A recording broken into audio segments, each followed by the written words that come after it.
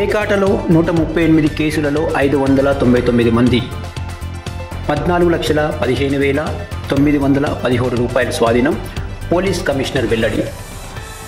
Nizamabad commissionerate పరిధిలో దీపావళి పండుగ సందర్భంగా తేదీ 19/10/2025 నుండి 22/10/2025 నాడు ఉదయం 10 గంటల వరకు పేకాట ఆడుతున్న వారిని ఈ దిగువ తెలిపిన విధంగా డివిజన్ల వారీగా కేసులు నమోదు చేయడం జరిగింది. నిజామాబాద్ కమిషనరేట్ పరిధిలో నిజామాబాద్, ఆర్మూర్, బోధన్ డివిజన్లలో మొత్తము 138 కేసులు నమోదు చేయడంతో పాటుగా 14,15,917 రూపాయలు స్వాధీనం చేసుకోవడం జరిగింది.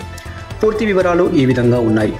నిజామాబాద్ డివిజన్లో మొత్తం కేసులు 42, పేకాట ఆడుతూ పట్టుబడిన వ్యక్తులు 180 మంది, మొత్తము 5,13,402 రూపాయలు.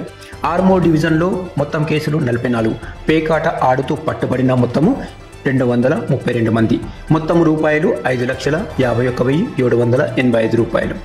బోధన్ డివిజన్లో మొత్తం కేసులు 52, పేకాట ఆడుతూ పట్టుబడిన వ్యక్తులు 187 మంది, మొత్తం రూపాయలు 3,50,730 రూపాయలు.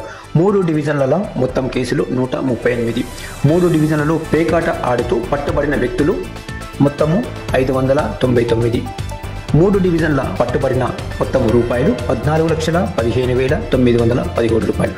దీపావళి పండుగ సందర్భంగా పేకాట స్థావరాలపై నియంత్రించడానికి ప్రత్యేక నిఘా, ప్రత్యేక టీం మరియు కంట్రోల్ రూమ్లు ఏర్పాటు చేయడం జరిగింది.